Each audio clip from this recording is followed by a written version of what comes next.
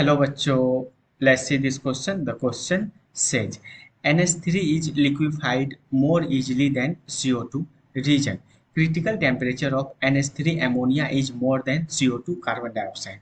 Question कह रहा है कि एमोनिया CO2 के कंपेयर में एमोनिया कार्बन डाइऑक्साइड के कंपेयर में ज़्यादा आसानी से लिक्विफाइड हो जाएगा और इसका रीजन कह रहा है कि एमोनिया का जो क्रिटिकल टेम्परेचर है वो कार्बन डाइऑक्साइड से ज़्यादा है। तो बेसिकली यहाँ पे लिक्विफिकेशंस का बात हो रहा है। तो पहले इस क्वेश्चन का की कॉन्सेप्ट अपन समझते हैं कि कोई भी मॉलिक्यूल कब कितना आसानी से लिक्विफाई होता है, उसका क्रिटिकल टेम्परेचर के साथ क्या रिलेशन है। तो पहले की कॉन्सेप्ट समझते हैं। होता क्या है ना कि जितना ज़्यादा क्रिटिकल टेम्परेचर रहेगा उतना आसानी से वो गैस जो है लिक्विफाई हो जाएगा। एक बार फिर से समझते हैं। जितना ज़्यादा क्रिटिकल टेम्परेचर रहेगा उतना आसानी से वो गैस लिक्विफिकेशंस के अंदर चला जाएगा। तो की कॉन्सेप्ट इसका यही सेंटेंस हो गया।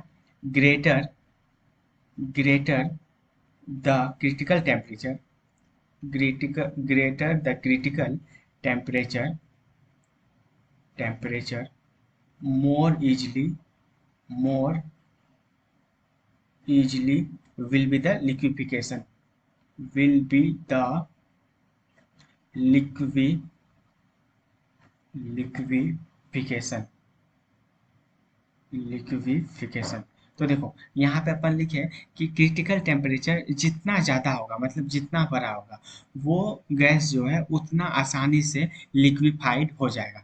तो अब पहले तो ये समझते हैं कि NH3 और CO2 में किसका क्रिटिकल टेम्परेचर क्या क्या है। तो जो क्रिटिकल टेम्परेचर होता है उसको TC से डिनोट करते हैं हम लोग, TC। तो क्रिटिकल टेम्परेचर ऑफ एमोनिया जो है वो हो जाता है 405.5 केल्विन। वही क्रिटिकल टेम्परेचर ऑफ CO2 मतलब कार्बन डाइऑक्साइड जो है वो हो जाता है 304 केल्विन। तो देखो क्रिटिकल टेम्परेचर ज़्यादा किसका, एमोनिया का। तो एमोनिया का अगर क्रिटिकल टेम्परेचर ज़्यादा होगा तो एमोनिया ज़्यादा आसानी से क्या हो जाएगा, लिक्विफिकेशन के अंदर चले जाएगा। तो NH3 is liquefied more easily than CO2, ये रीजन ये तो सही है। अब आते हैं critical temperature of NH3 is more than.